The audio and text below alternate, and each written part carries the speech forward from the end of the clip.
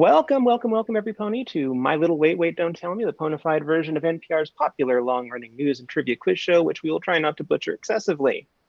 We're coming to you live from KBABS Internet Radio, which is to say the BABSCon YouTube channel in glorious, socially isolated Burlingame, California. And by we, I mean me. The rest of our panel is somewhere in the pit. I'm in the LA area. Ew. The general vicinity. You guys are in SoCal. Yeah. And who knows where our other guests will be coming in from. Might be the moon. Just have to wait and see what their virtual backgrounds look like.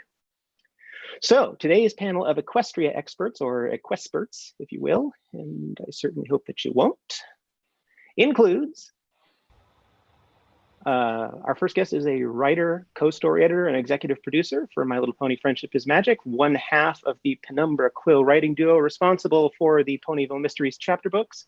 And her credits include, in animation, developing and show running Transformers Rescue Bots and Rescue Bots Academy for Hasbro, writing for and voice acting as Iris West Allen in Young Justice, and developing and show running the new adaptation of The Rocketeer on Disney Junior. It is Nicole Dubuc.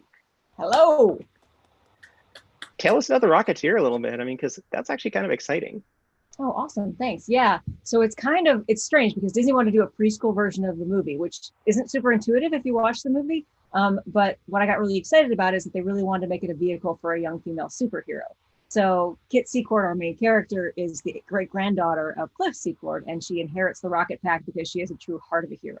So we used it kind of as a way for her to be saving the day against these crazy bad guys. And I had a lot of fun writing wacky bad guys, gotta say. And she has her best friend Tesh with her, and her grandpa Ambrose, and her bulldog Butch. So yeah, it's been a good chance to do action adventure for that younger set. Awesome sauce. Our next guest was a writer and off and on story editor for My Little Pony Friendship is Magic, and you may notice a pattern developing here. Screenplay writer for Equestria Girls, The Friendship Games. He's also written for Stretch Armstrong and the Flex Fighters on Netflix, and Kaijudo, Rise of the Duel Masters, and has story edited and wrote for Skylanders Academy. He is one smooth operator. He is Josh Haber. Hello. How's everyone doing? Very excited about these panelists. I know, right?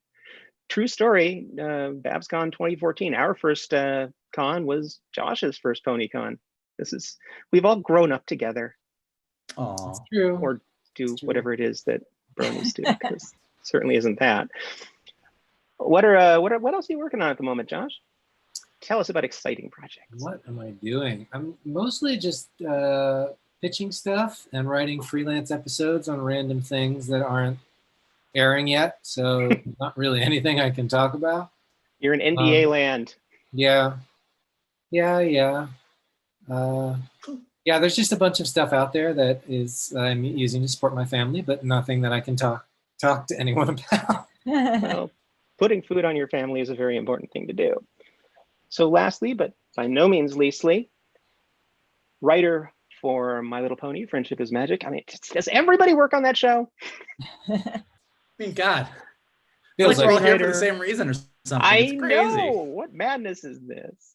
Co-screenwriter and co-executive producer on My Little Pony the movie, credited for development and creative supervision for most everything Hasbro did during the 20-teens, until joining My Little Pony's writing staff as having previously been their VP of development. And you're creating, unless I am mistaken, a bold upcoming new show called Princess Alexander in conjunction with the company formerly known as DHX. His smile lights up a room, but mostly with its implied wickedness. It is Mike Vogel! Hi. Just imagine audience noises, because we don't have any, and I don't have a soundboard, so we're just I honestly imagine audience noises in my mind most of the time, so it's totally fine. Yeah, that's games. So tell us a little bit about Princess Alexander, because I find this very exciting. I'm trying to think what I can say about it that's in that article, because that article has everything that I'm allowed to say about it. Well, tell people who don't know anything about it. I, post Hasbro, post Pony Life, really loved the people at DHX, having worked with them on My Little Pony and Rescue Bots and Littlest Pet Shop. And even though they are now officially Wild Brain, it's still all the same amazing, awesome, super cool, talented people. So I've been working with them over the past couple of years, developing some reboots of some properties that they own and working on some new properties with them. So in addition to kind of working on new versions of Strawberry Shortcake and Inspector Gadget, I pitched them this idea that I had about a boy princess called Princess Alexander. That kind of is all about what it's like when you are trying to fit into the world, but what makes you special isn't necessarily what the world thinks is special. And what that entire process is like. It's very, I want to say loosely based on my journey as an LGBTQ kid coming out of the closet. My parents read the article and it said based on his life, and they got really worried that they were going to be portrayed harshly. So I had to inform my parents that they were not the king and queen in the story, which they were sort of relieved and sort of upset by. But it's been a really awesome ride. WildBrain/DHX has been super, super amazing and supportive and just really excited about doing something new. So we're currently out pitching it. So hopefully somebody gets as excited as we are about it, and you guys all get to see it soon. We're Totally want to see it. I've read it. It's exciting. I actually, true story, I believe I actually pitched Josh and Nicole on the idea for Princess Alexander at our last BABSCon together. I love it. BABSCon doing the work of doing the Lord's work. Absolutely. Was it during the escape animated shows and going to Klingon bars? That's what I'm missing out on. No. Well, that is the important stuff. So, okay, for our first segment, we're going to play Who's Sonia this time, where I'm going to give a quote from some details about characters from the show and eventually get my way around to a question, which you are each going to answer. There's one question for each of you, and there's a point on the table for each of you if you answer correctly. What do we get if we win? I just need to know what the competition is. Like, is it, if it's just bragging rights, that's fine. It is totally just bragging rights. You get to say you won. Fine. I'll take it. This isn't the part where we like make up an answer and then. You could if you wanted to, but you'd probably be wrong. The Bluff the Listener is later. Okay. And that one's about you. You know this. We're actually guessing. Yeah, you're actually guessing. Okay. Okay. So. I'm ready. I'm not going to win. The first one is to Josh, and the quote is, "There's nothing like a best friend, is there?" Could literally be any pony. Mike gets it. Mike gets it. There, in M.A. Larson's script for the fan service Leighton Lower Decks episode, Slice of Life, two characters were perhaps overly emphatic about describing themselves in this way. It's okay. They figured out who they really were before the end. Can you name the two characters? Yeah, I make a point of never reading or watching any of Larson's stuff. So. Wait, what was the title? Which one was it? That was Slice of Life, the 100th episode. The like I said, the one with all the one with all the background and fan favorite ponies. Giving too much. Is that like a Lyra Bonbon thing? And that is correct. 1 point for Josh. Well done, well done. Actually, you're going to see a lot of that in this show, where you're going to get quizzed a lot on each other's stuff, not your own. Oh, great. Because I'm evil. You know that whenever we move on to another show, we take out the knowledge and put it on like a drive. So I may have to like access that. I do that when I invoice. Like, well, I also just want to congratulate Mike for getting their marriage on screen. I didn't do it. Was it you? Who did that? Listen, actually, what you're talking about, the proposal, right? Yeah, the proposal, and then didn't we actually see like them get married in the background at some point? I think and Nicole and Josh can actually who should get all the credit for getting everything into season 9, because they were running it and they did all of it. I just stood on the sidelines as like the best, most excited cheerleader in the world. But I believe that the proposal and the newspaper article that has the wedding was all Jim and the creative team. Like that was all of them there being like, let's get in the things that we can get in there. Okay, but which one of you threw all those implications into the finale about Apple Dash? Come on. We all talked about that, right, guys? Yeah. We're all very excited to imply all over the place about that future bit. So those implications are intentional, yes? I mean, not no. Come on. Okay, I won't put you on the spot too much. But so let's move to the next question. This one goes to Nicole. Yeah. And I'm going to try to do this voice justice because my voice is not there. But yeah, let's do this, little dragon. So that's bulk biceps, Ponyville Monsieur, Reserve Wonderbolt, and cover model for the May issue of Teeny Weeny Wings Monthly. He originally had a canon name that was elevated from Fanon, but it had to be changed because Hasbro was unable to trademark it with the character. Do you know that original fan name? God, it wasn't Snowflake, right? Did I make that up? It was. You were correct. It was totally Snowflake. See, you totally knew more than you thought you did. Whew, my heart's going real fast right now, guys. This isn't that hard. This isn't that hard. I mean, does any of you have any background scoop in that? Mike, anything there? Yeah, I don't have background scoop on that, but I do know that. Can I say this? I guess I can say it. Who cares? We're in quarantine. The world is ending. Like I do know that like Hasbro got super excited. I remember Hasbro getting super excited in the early days that this fan community had sort of formed out of nowhere, and like overnight people were freaking out, and like you guys all started naming a bunch of characters, and Hasbro got super excited about it and started being like, that's the characters' names, and started putting certain names in like product and stuff before legal was like, whoa. And so then all those names got changed. Yeah, that's right. Actually, like, if I remember, yeah, there was like this period of like the Wild West where it was like they were just so stoked that people were that excited that they were like, that's the name. And then there was like Derpygate happened and everything got rained on. Girl, I'll tell you some stories about Derpygate. That's for another panel. Well, we do have another one coming up right after this with us. So, all right, so we have one last question. This one actually goes to you, Mike. Okay, I'm ready. I'm actually making things hard on you because I know you can handle it. It's the one to make them hard on. Yeah. Horrible idea. This is a horrible plan, but go. We crank that bass up to 11. It cleans the dishes on a microscopic level. Now, for a character with nothing to say on the show or in any official media, DJ Pone 3, aka Vinyl Scratch, was given voice in many fan animations over the years by this prominent fan voice actor who has now gone pro. Do you know who that is? Oh, I'm loving these looks. No. I'm going to give it out to the rest of the panel. Anybody? Bueller? Wait. Hey Siri. Oh, no. I it's like, don't. It's like on the tip of my brain. Like I know. You know who it is. See, I know you know. They're all screaming it in the Discord chat too. I want you to know this. You are totally gonna kick yourself. Who is it? I give up. That would be Jesse Nowak, aka Nowacking.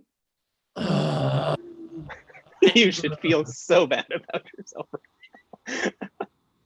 By the way, I feel like this was rigged. Like I'm getting the hardest questions. This is not right. Oh, don't worry. Everyone else is going to suffer too. Right. Feels very right. I don't know.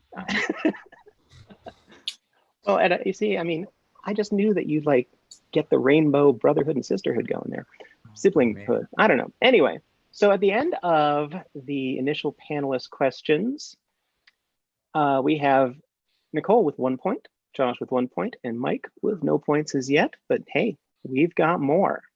This is a horrible day of quarantine so far. It's a big yet. We love the underdog story. You'll come back. Next round. So another round. So next up, we have another round of panelist questions. So I am going to ask each of you one question. And so no writer writes in a vacuum. And the writers of Friendship is Magic are no different. Y'all have often homaged or taken inspiration from great works in other media to show off your geekery. I mean, class up the show a bit. And give fans of all ages something substantial to chew on. So here are some questions about that. First off, Nicole. The season 5 premiere 2-parter, The Cutie Map, which we were able to show in the main hall, and by the way, a couple of spillover rooms with Hasbro's approval at BABSCon 2015, I might add. Nothing like watching a season premiere with a couple thousand of your closest friends. And which is commonly misconstrued as a statement on communism among bronies, but was primarily inspired by 2 subversively satirical pieces of literature, The Stepford Wives, and a very influential Kurt Vonnegut story. What was that story? Oh, Farquhar. I know it. It's like, I actually do know it. Oh my God, I can't believe I'm spacing on the name. I'm gonna email a professor right now. Just Oh my God. You might have to go back to school. I might have to. I might have to turn in my Did degree. anyone I'm get so that? sorry, No? guys. All that's in my mind right now is Slaughterhouse 5, and I'm like, it's not Slaughterhouse 5, but it's literally the only title I can think of at this moment. I hate myself. All right, you giving up? 5? No. Was that? Glue Factory 5? Is that it? Yeah, that's it. That's got to be it. Oh, go ahead. I'm gonna be so mad. The story you're grasping for is Harrison Bergeron. God darn it. Sorry, Zoom. No, darn was fine. That's great. Darn it. But I mean, and that was really amazing that I remember my eyes just being wide as saucers as I'm watching that particular episode with all those bronies, just like, how did Mitch and Megan get away with that? That is crazy stuff. Really dark. I mean, I must have had a really good executive at the time. Oh my God, I wonder who that would have been. Certainly wasn't you. No, it's you. Name is Brian Leonard, I think. His name is Brian Leonard. But I know that certainly my respect for the show just went through the roof after that episode. I mean, it was already, because I mean, I'd already started a damn convention. But I said damn. Oh no. I think it's only if you include the G part beforehand that it becomes a problem. But were there any other like weird dark influences you wanted to weave into Pony but didn't get a chance to? This is that question out for the whole table. I'm the dark influence on Pony. I will say, like, you do have, like, when you're in like the room, like breaking stories, like, because we are all so geeky, you do sort of come up with like especially when your brain is fried, when you're trying to be like, what are the rules for buckball? You just start like throwing out random things, and like every major geek story, like what is the Pony version of Terminator? What is the Pony version of Aliens? What is the Pony version of like any like Basic Instinct, like anything you can think of? It's like, well, if we were gonna do that, and it's almost like a good brain exercise. And then sometimes you'll throw something out like, what is the Pony version of Suicide Squad? And then that leads to like a season 6 finale. So like, it's like, it's a lot of the times the ideas do, the weirder ideas that you would think never would make it into Pony almost oddly did sometimes. Definitely like changed and reworked and given a friendship theme. But yeah, definitely that was a big part of those writers' rooms, is having the freedom to sort of push the boundaries. Excellent. Well, let's move on to the next question, because I've already managed to get myself late. I'm so bad at this. Okay, next one up. This is to Josh. Now, you have previously credited the well-known and much-loved X-Men storyline Days of Future Past as a major inspiration for the season 5 two-part finale, The Cutie Remark. Right. So instead of asking you any more about the Cutie Remark, I'm going to ask you about Days of Future Past and its film adaptation. The central narrative role in that comic story was completely swapped to a different character for the film, much to the dismay and ire of many fans. Sure. Which role was swapped and between which characters? Oh man, I wish this was. Come on, who was at the center? There was a question about Wolverine, because I know that many theories. That is one of the. I wish. Well, yeah. Wait, no. I wish this was a question about Logan, because that miniseries transition change I know. This one I don't remember, but Vogel knows. Vogel's wanting to jump in for the steal, not you actually get a steal. But come on, right, whose place in the narrative did Wolverine take from the comics? You got this, man. I have faith in you. Hold on.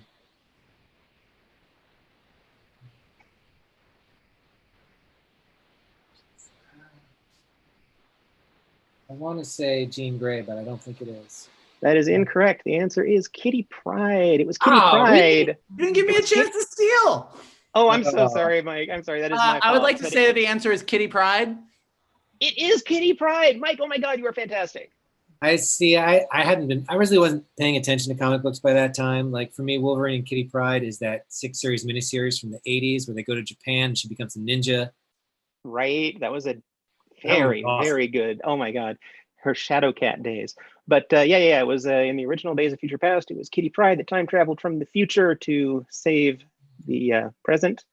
And in the movie, they gave that to Wolverine, and all the Kitty Pryde fans, like, oh, I don't know, me? We're deeply annoyed. Not that we don't like Hugh Jackman or Wolverine, because we do, but That was just me. No. Next up, this one's to you, Mike.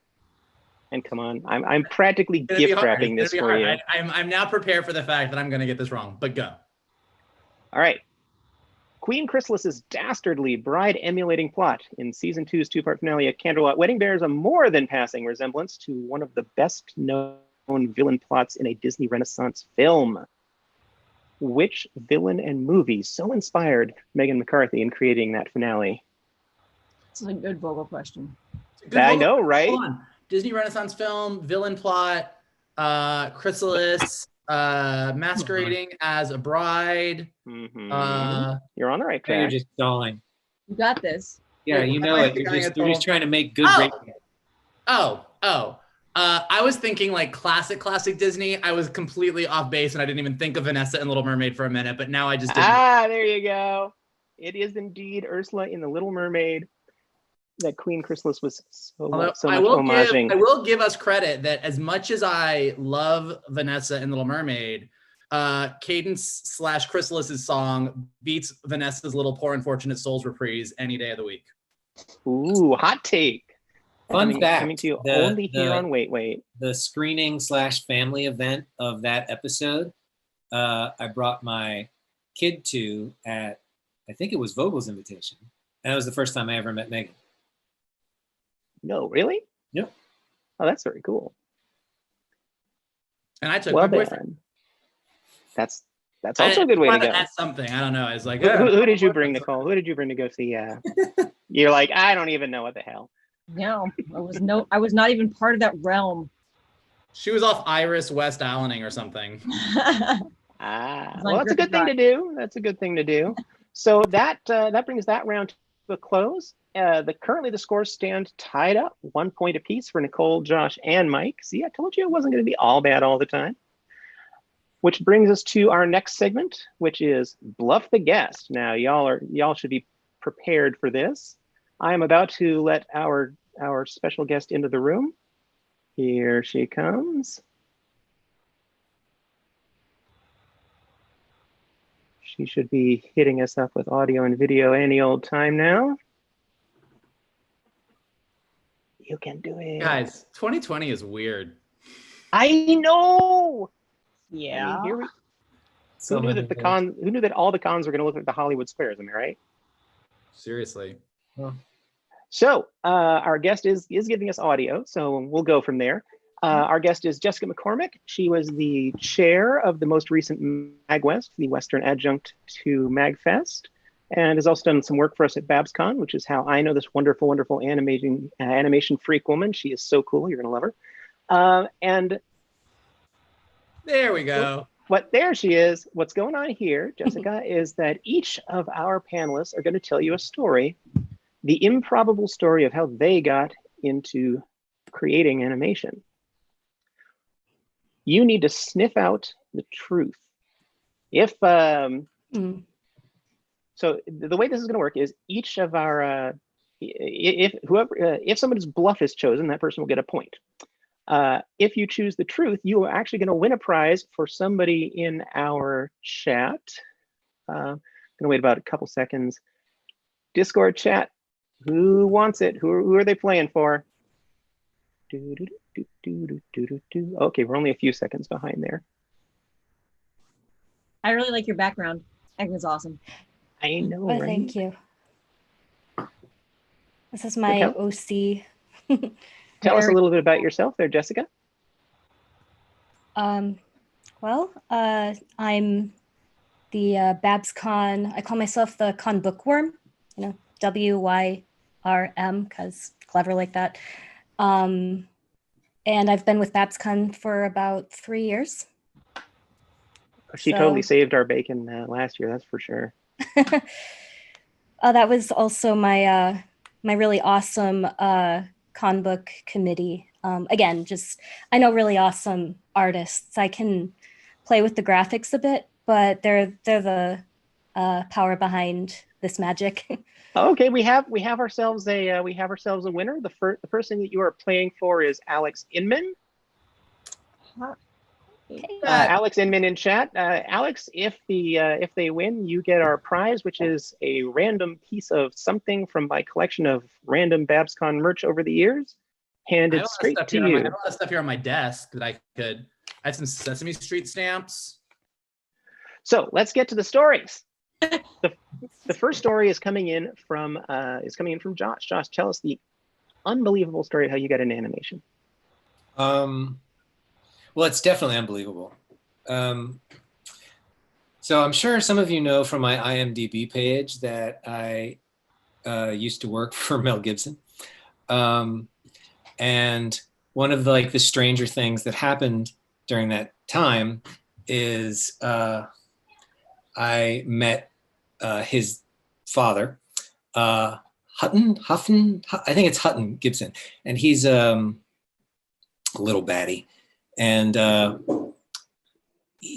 one of the things that he wanted to do was create a series of sort of the more you know kind of PSA things that had to do with the Zionist plot to take over the world.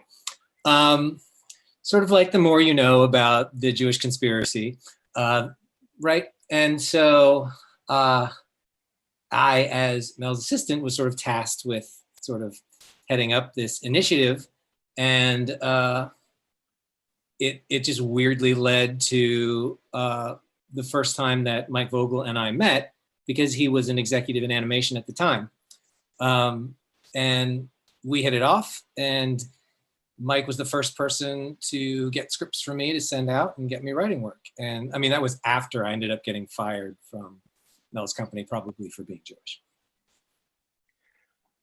All right. Well, that is by way of Mel Brooks and anti-Semitism, or goddamn it, Mel Gibson and anti-Semitism. Yeah, I don't think Mel Brooks is anti-Semitic. No, I would hope not, unless he's self-loathing. So the next story is going to come from Mike Vogel. Mike Vogel, tell us the improbable story of how you got into creating animation. It is improbable. Well, I had been working out in LA for several years and was a little unsatisfied with my life. And so I was out in the desert at a dance party in Nevada. And as the sun rose and I stared at the glowing eyes of a robot, I reflected on my life and decided that that the robot was talking to me, and that the robot told me that I should do what I loved. And in that moment, I decided to quit my job and try and do what I loved. And I attribute it all to a glowing robot in the desert. All right. The life coach we all need. Psychedelic trip to Burning Man with a glowing robot life coach. That is fantastic. So next up, we have Nicole telling us her deeply improbable story of how she got into creating animation.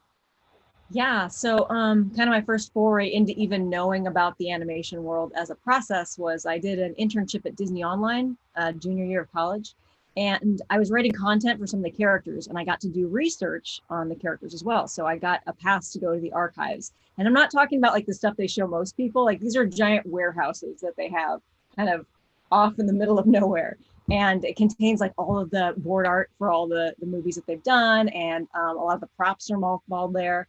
So I went there, and the guy I was with, there's really high security. It's crazy. You had to, scan in a badge, and you actually had to do your fingerprints. And so we're going in, I'm like, what is this about?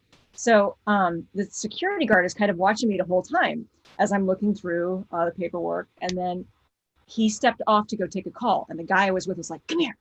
What? And so he pulled me around a corner, and he's like, there's where it is. And I said, what are you talking about? I said, that's where Walt is. And I was like, if animation is this freaking weird and awesome, I'm so in. So that was kind of the transition moment to know there really is a frozen Walt there, and they take it that seriously. All right, so those are our stories. Jessica, you need to tell us whether it was working with Mel Gibson, psychedelic robot trips in the desert, or a frozen Walt Disney.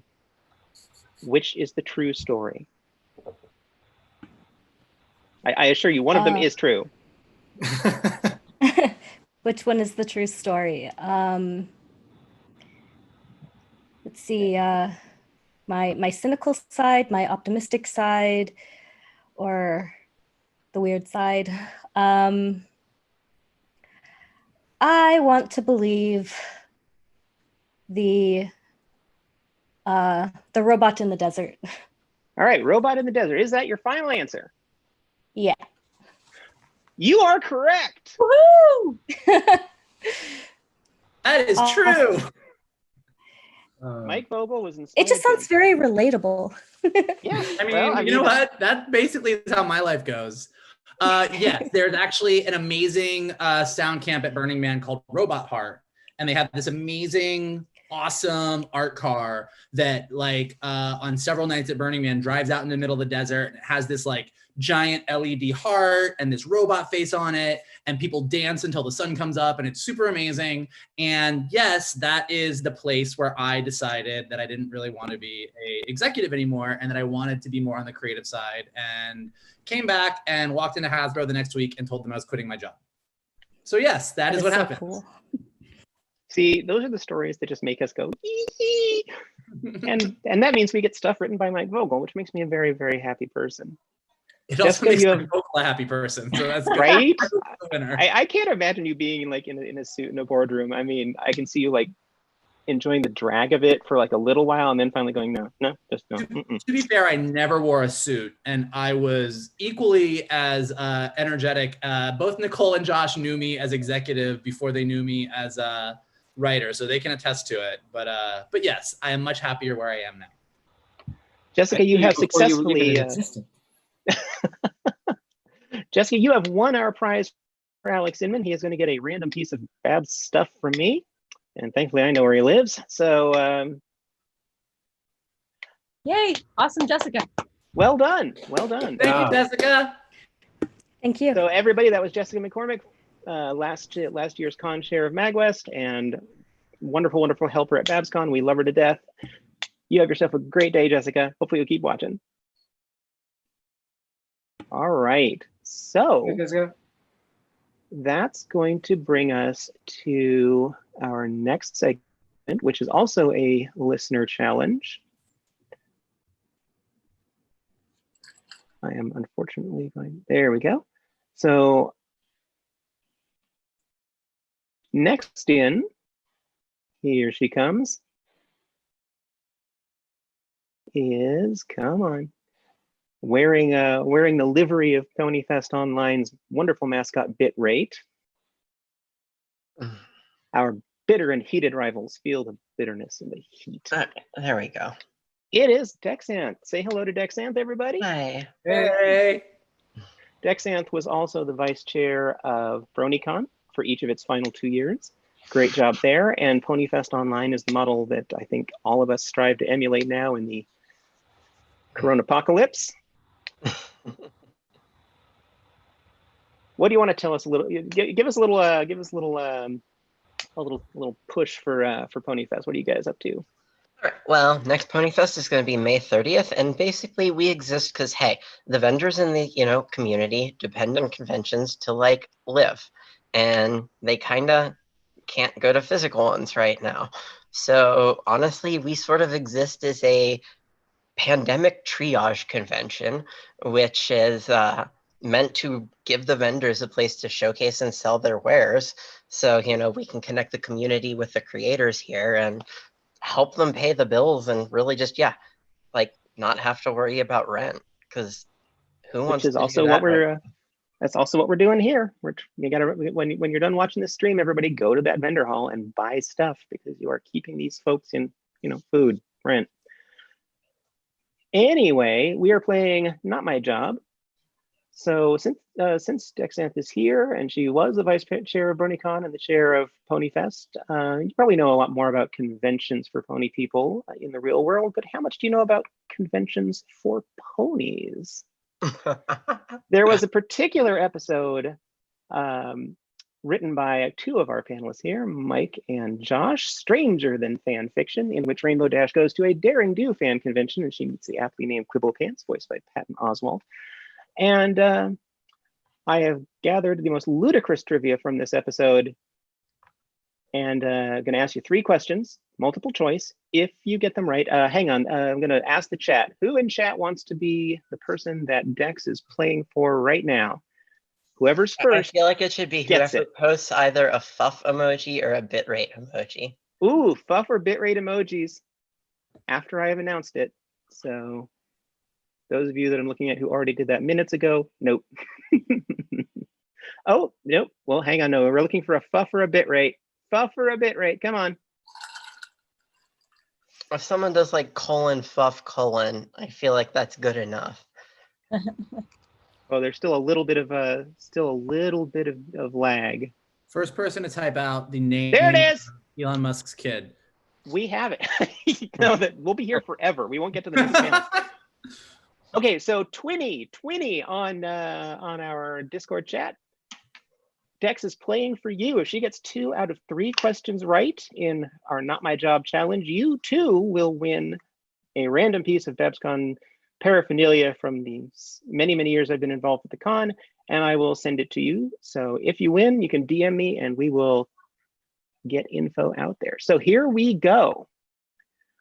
Dex, your first question based on Mike and Josh's episode, although how much of this is actually them and how much of this was the animators, we will have to ask them.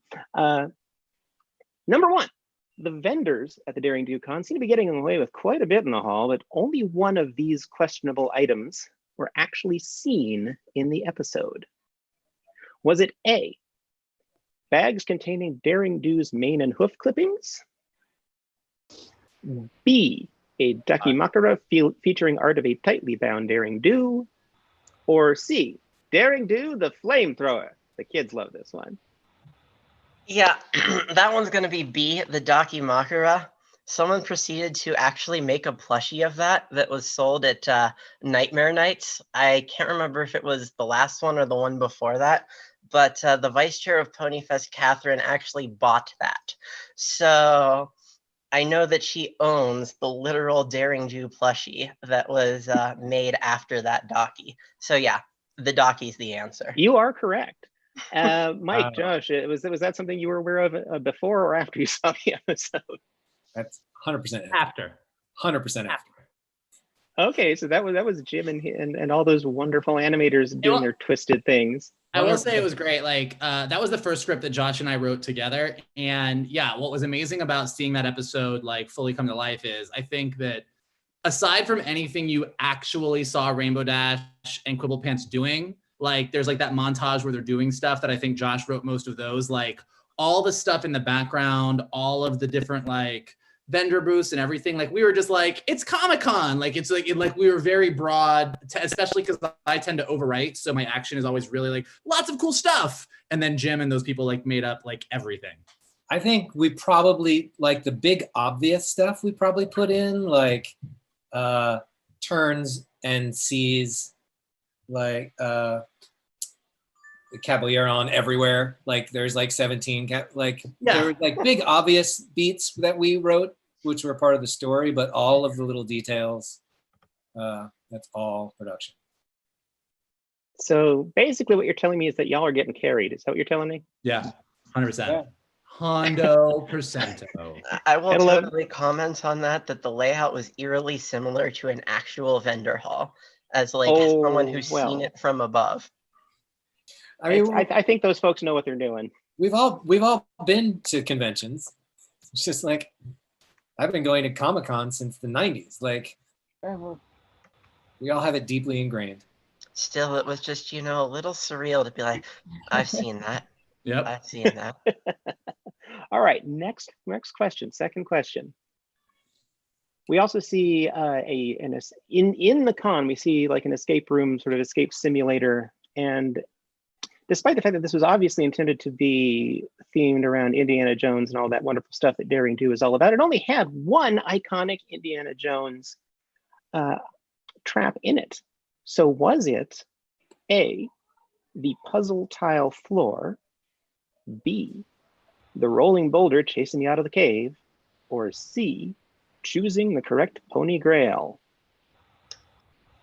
Are we talking the escape room one or the actual peril they encounter later in the episode? In the con, at the escape room. Wow, I'm going to have to guess on this. I feel like it's the boulder trap, though. No, it was actually the puzzle tile floor. I went and Josh did write that. That was through. Josh.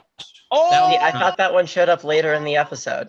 That's the one where Nope, Quill nope. Pants, that's the moment where they bond because they're talking about how many holes in the hat Yep. and like, that is the scene. I had to rewatch that When I whole thought the thing question just was to gonna be. watch all this. What did you think? It was gonna Well, now there's nice dramatic suspense. be? I know. Well, if you get this one right, then you're gonna win our prize for Twinny, and if not, poor Twinny. Yeah. Okay. The convention center snack bar was disappointingly predictable, with refillable sodas and overpriced novelty mugs, and this ponified convenience store staple. Was it A, carrots sadly lingering on the heated hot dog rollers? B, bags of hay jerky. You read that right, or you heard that right. Hay jerky.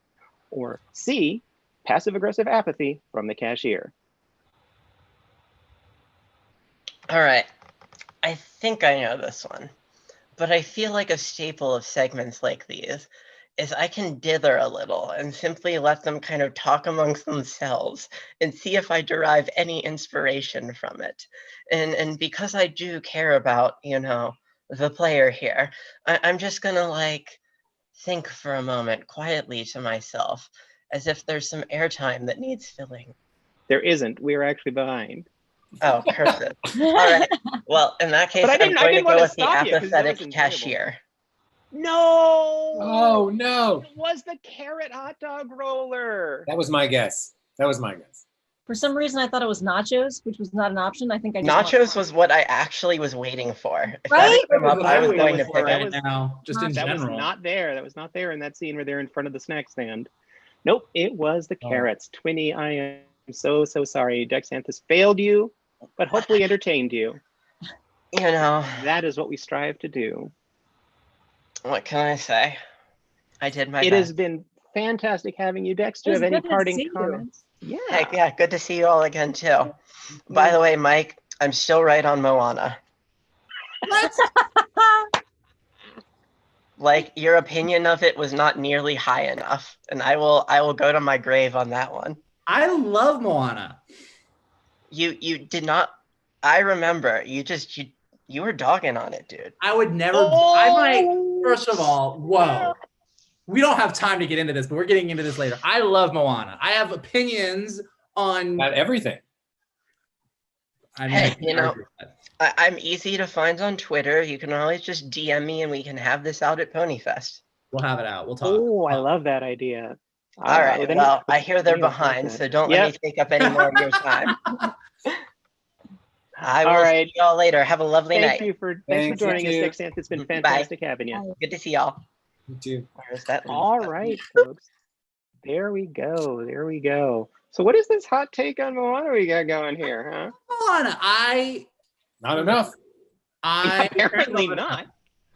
I actually think that this is a long conversation that we don't have time for, but there's like Yeah. strengths to Tangled, there's strengths to Frozen, that they both reach certain heights. Moana has the best of all, but I would say it's a whole big conversation. Like, I could geek out about this for hours. Come to Michael Vogel's Disney panel at the next virtual BABSCon in 2025. I think we could probably make that happen. Certainly by 2025. Although you giving geeky opinions is something you do fairly frequently on a certain something that you might want to plug. That is fair. You can just check out Geek Buddies on iTunes, Spotify, Anchor, or on John Roca's YouTube channel, where me and my best friends John Roca and Shannon McClung talk about the geeky news every single week. There's a ton of back episodes if you want to get really crazy, but definitely check it out. Subscribe. It's really exciting. Come join us. And I am totally not salty at all about still not having been invited. Josh, have you been on yet? No, I've never been invited either. Have you, Nicole? You two were both invited, and Oh, then we all got very busy. snap. You can calm down about it. Interesting. And I also love that it's a podcast with your two best friends. So glad to hear. This panel has been a big lose. for me. Just want to throw that out there. Hard questions, attacked on Moana, in trouble with my friends. God, you guys, this quarantine pandemic is no joke. All right, folks, so we are done with that segment, and there were really no points to go around there. That was really more about trying to get a listener a prize, and what are you going to do? So we are currently, once again, still at a tie. Each of our guests has 1 point apiece. Next up, we are doing the Limerick challenge, the one where you have to, listen for the rhyme. And the way we're doing this a little bit differently than the standard way. What we're going to do is, once again, we are going to do this as a prize for listeners. So if somebody out on the Discord wants to be our listener contestant, I'm going to watch it and see the first hand come up. Yeah, you got to use the raise hand emoji for this one. I'm going to make you do a raised hand. Come on, folks, you can do it. Not a fuff, a raised hand. You guys get this whole fuff thing? Have you heard about this? No. Yeah, the riff ponies at the first, they do like their riff tracks kind of thing, but with ponies. They were doing something at the first Pony Fest online, and somehow they dramatically read a miskey of fun as fuff, and now it's a meme. Now it's like the latest pony meme. So our contestant, our contestant is using the moniker "Please come to HarmonyCon." So please come to HarmonyCon. You are the contestant, and here's how it's going to work. I'm going to read 3 limericks, one to each of our panelists, and in each case, the last word is going to be omitted, and they need to guess what it is. If 2 of the 3 of them do it correctly, you win a random piece of junk from my BABSCon collection. Actually, no, it's all good stuff. I just have an awful lot of it. So there's a theme going on here. Sounds like match which is going to be that each of these limericks is about one of your fellow My Little Pony writers. What was that, though? I'm just really excited about what I'm going to make this rhyme. Yeah, okay. Our first limerick goes to Nicole. Okay. And it is about the hot guest writer you brought into season 9 and BABSCon 2021 guest of honor, Gail Simone. So, are you ready? Am I? Okay. That Gail rocks at tweeting, I swear. She brings humor and great savoir-faire. I'm scared now, no faking, because she's been taken. That's no longer Gail, it's a... Bear! Bear is correct! Well done. If y'all are not aware, I am going to show you a thing, which is pretty funny out there on, I'm going to try to share, let me see if I can make this work. There it is. This is a sample from Gail's current Twitter feed. That's what you call those things. And I don't know, I'm kind of worried. I kind of like it. Oh, I absolutely love it. But next thing you know, people are sending her like gifts of the bear eating the salmon, and she just, it's fantastic. So that was correct. You have gotten 1 out of 2 points for our listener. And just look at that. She just is so. There are so many running gags. If y'all aren't following Gail Simone on Twitter, please follow Gail Simone on Twitter. You will thank me for it. And thank you, Nicole. It is. How did you get? What was the story that led to getting Gail? What made that happen? Okay, so here's what happened. I was procrastinating on Twitter, as I do at work, and I saw that Gail said that she was in LA, and I wrote to her and said, "Hey, you want to tour Hasbro Studios?" And she wrote back and said, "Sure." So they came over, and I gave them the tour, and nobody was around. Like when Megan found out Gail was there, she was like, "I missed her," and sorry. But I asked Gail if she'd be interested in writing an episode at that time. We didn't have anything assigned at that time, but then we ended up getting the next season. And so I reached back out to her. But yeah, it was totally random. I just wrote to her on Twitter. Went from there. And everyone's the happier for it.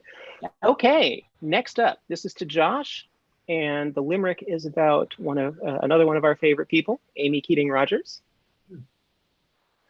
Here we go. Well, I went to high school. Did you? You actually went to high school with Amy? Mhm. Fantastic.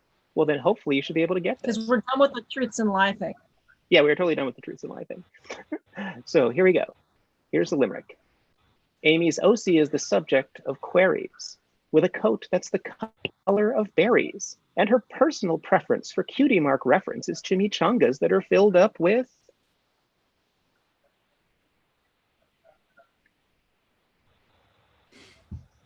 Oh, you're going to hate yourself. You are so going to hate yourself if you don't get this. Berries. What was the other one? Queries. Berries. And then berries. Berries. And chimichangas filled up with... Oh my God. The Discord is already up in arms. Harry frijoles? I have no idea. Are you okay? Are you giving up? Harry's. Snaries. Carries. Berries. Yep, I give up. Does anyone else want to jump in on this? Chimichangas are filled with cherries. Chimichangas, people. We referenced those in an episode. Yeah. Oh, Pickle barrel kumquat chimichanga. Yeah. I couldn't get over like chicken chimichanga, like an actual. I wasn't thinking sweet chimichangas, and I wasn't thinking. Right. Here is. Hang on. Can you guys? What are you guys seeing? Are you seeing it? Oh yeah. There it is.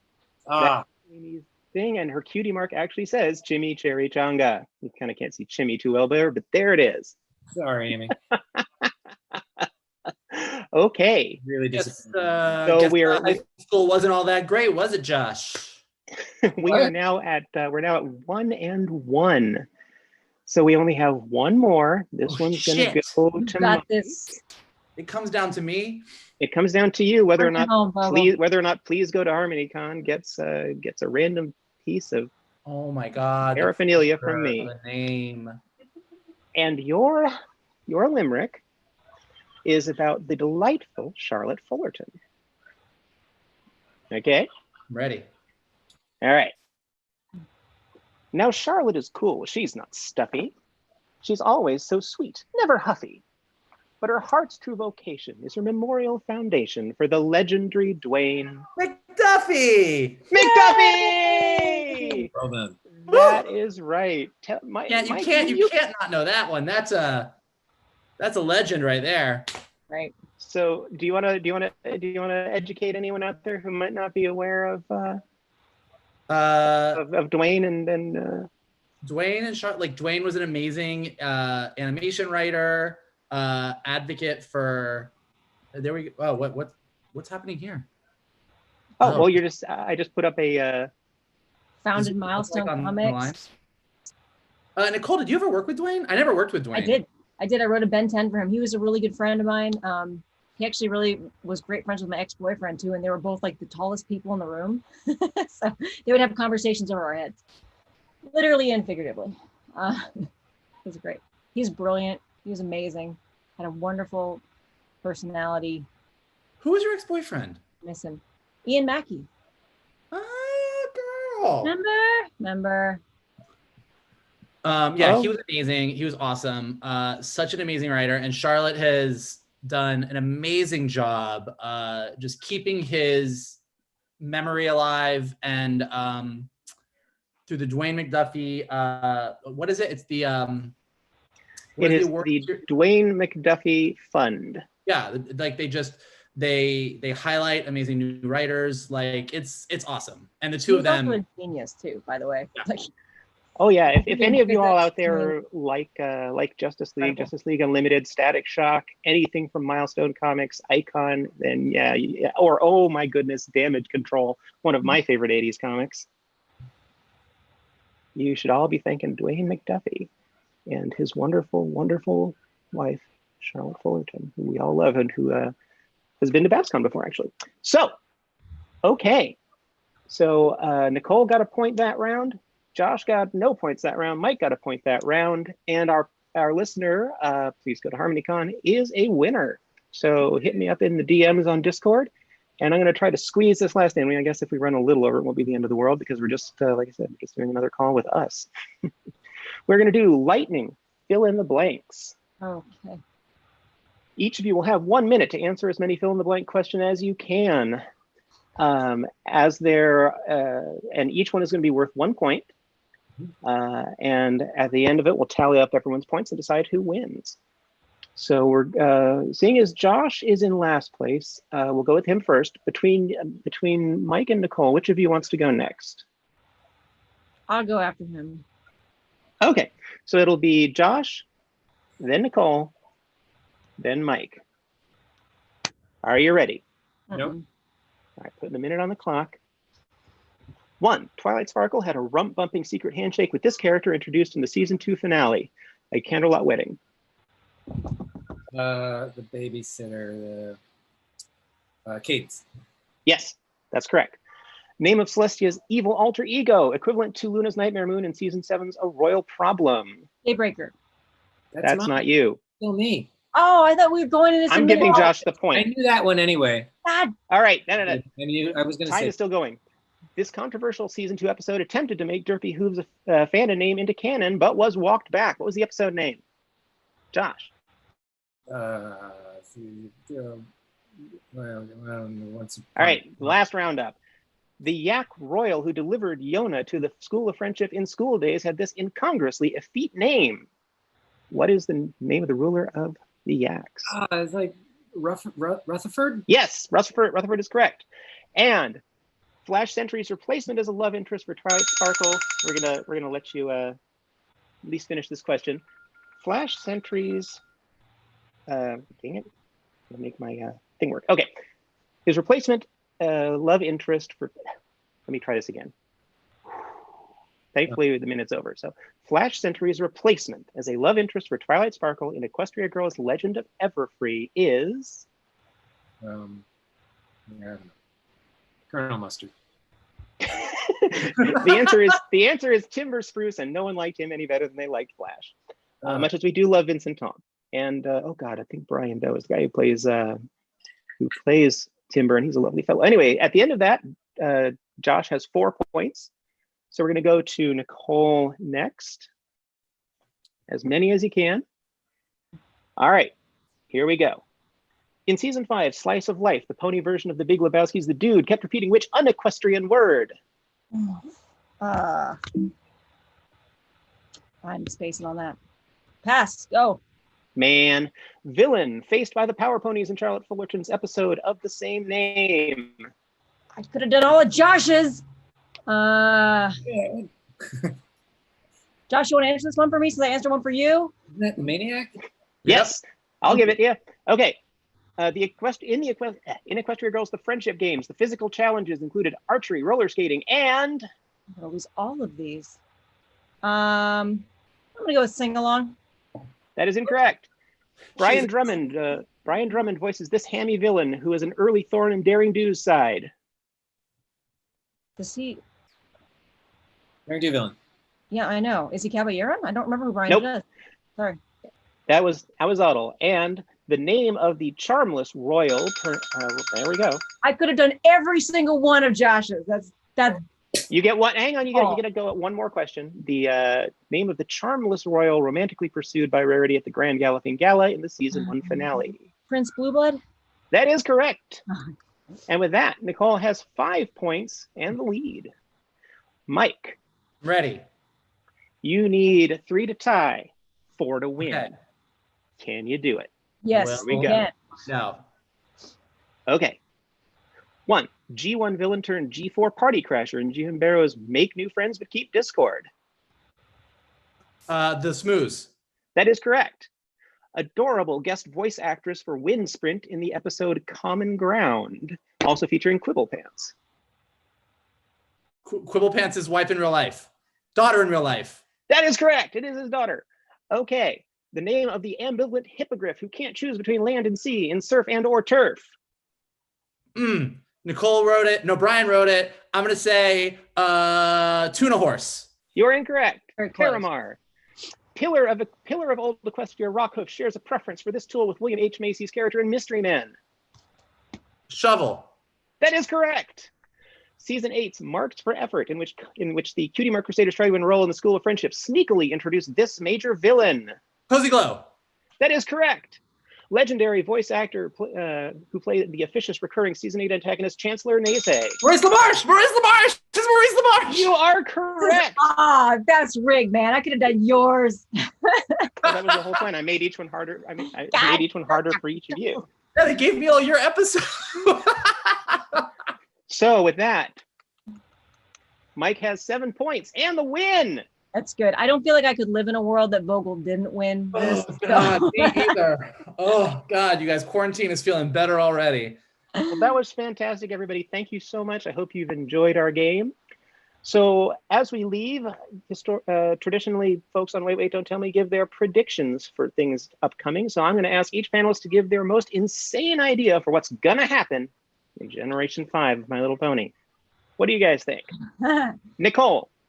The most crazy thing would be us be back on it, I think, at this point. That's That true. would be crazy. That would be the craziest. Josh, what crazy thing is going to happen in Gen 5, do you think? In the future, a equine virus infects all of Equestria and turns them into psychedelic mushrooms. And Mike, what crazy thing is going to happen in Gen 5? Well, by Gen 5, Disney will have purchased Hasbro, and at that point, Thanos will show up in Equestria with the Infinity Gauntlet and use the Reality Stone to join the Equestria Girls universe with the Pony universe, and all of the Equestria Girls characters will ride around on the pony versions of themselves in a Mad Max sort of apocalypse. He's given this thought, guys. He has. Well, if any of these things happen in Gen 5, we will talk about them in MLP Wait, Wait, Don't Tell Me at some point whenever this actually happens again. Thank you so much to our panel, Nicole, Josh, and Mike. We are actually about to do a whole nother panel with just us that we're now, only 3 minutes late for. So I'm actually feeling pretty good about that. Join us. How far is the next room? Will we get there in time? Do we have enough travel time? You have to get all the way across the airport. Okay, great.